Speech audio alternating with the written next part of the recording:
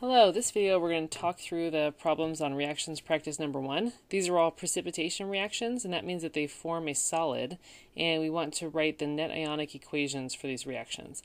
And I'm going to show you one potential method you could use that relies on where you can utilize our knowledge of double displacement reactions and kind of use that as your starting point to figure out the net ionic equation.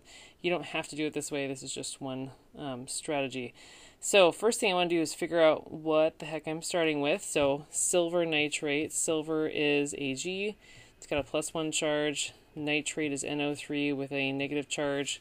You can see that this is where you need your nomenclature. Okay, this is why we memorize those polyatomic ions. Potassium is K with a +1 charge, sulfate is SO4 with a 2- charge.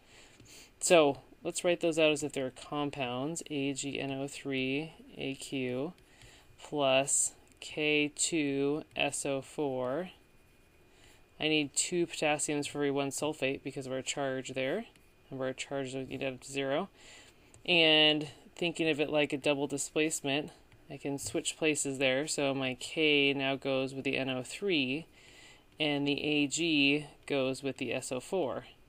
Since silver's +1 and SO4 is -2, I need 2 silvers for every 1 sulfate. Okay, and then I want to cross out these charges afterwards. And then let's stop and balance my equation at this point before I go on further. You could do it later as well, but let's stop and balance it now. So I've got 2 potassiums over here on the left, so I need 2 potassiums over here on the right.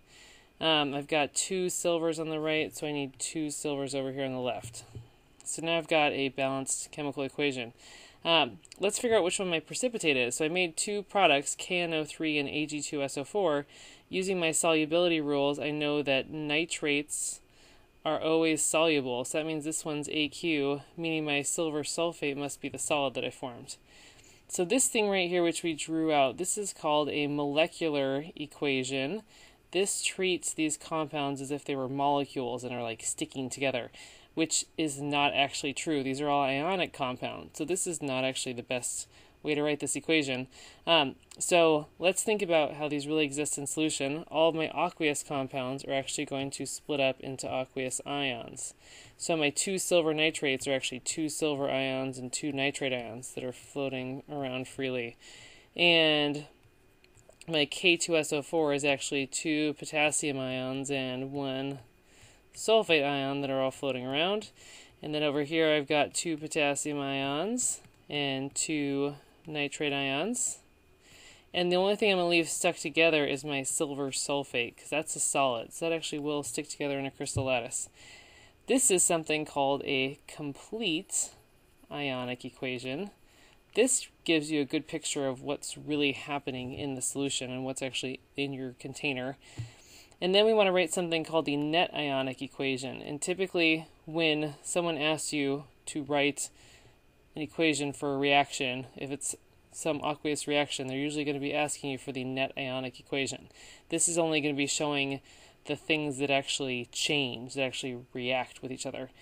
So what I want to do is I'm going to look back up at my complete ionic equation. I'm going to look for these things called spectators, which are things that don't change. They don't do anything. They're the same on the left as they were on the right.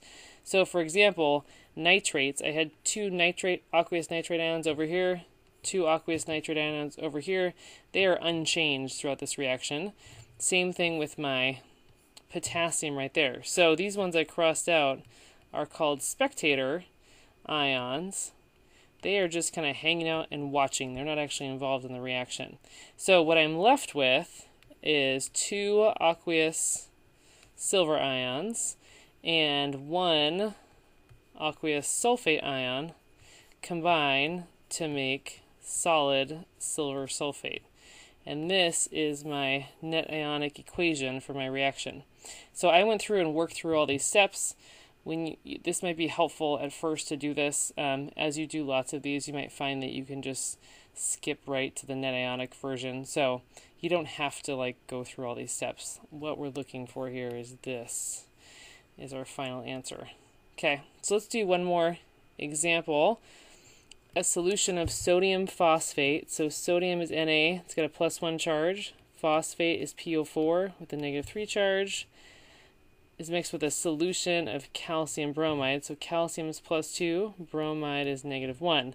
So let's write those out. Na3PO4. I'm going to do the same steps we did last time. And calcium bromide.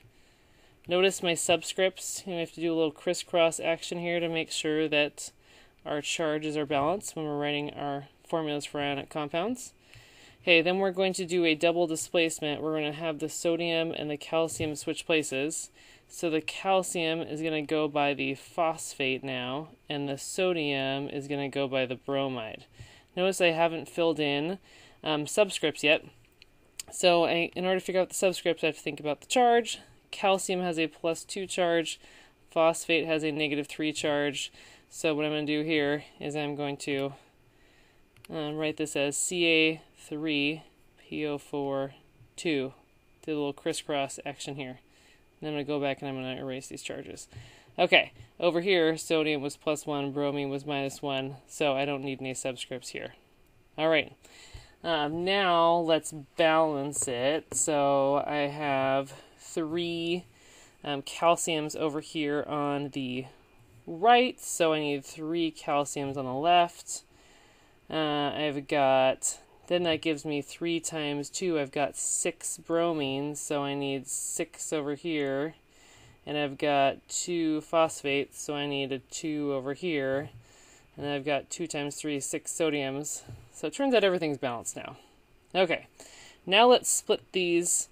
Again, that is called my molecular equation, which is really not the best choice for writing out your reactions here.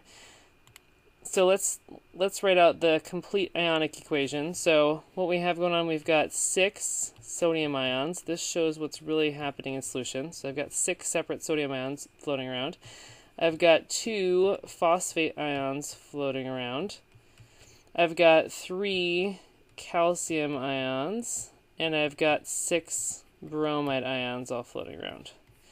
Over here on the right, looks like I forgot to label my states of matter. So let's figure out who is separated and aqueous and who's a solid. According to my solubility rules, I know that alkali metal compounds are always soluble. So that means this one's AQ. And then calcium and phosphate must be my solid. How do I know? Because phosphate and calcium are not on my list of things that I know to be soluble. Therefore, I'm going to assume they're insoluble. Okay, so calcium phosphate is going to be my solid, so that's going to stay stuck together. But my sodium bromide, that's aqueous, so my ions are going to separate out. Okay, and this is called the complete ionic equation. And here's, I want to look for spectators. So species that aren't doing anything, that don't change during the reaction. So it looks like I've got 6 sodium ions here, 6 sodium ions here. So they cancel out, those are spectators. Same with my bromide ions. So those are my spectator ions. And then what I'm left with is going to be my net ionic equation. So that is 2 phosphate ions that are aqueous combined with 3 aqueous calcium ions to make 1 solid calcium phosphate. So this right here is my net ionic equation.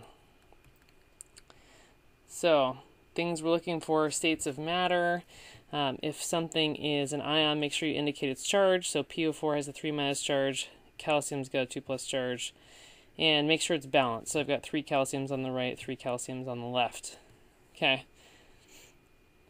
And for these ones, I'm just going to write out the final answer here. So this one, I have barium and chromate are going to combine to make barium chromate solid. Okay. My nitrate and my sodium are my spectators, because I know those are always aqueous. Sodium compounds, nitrate compounds are always aqueous.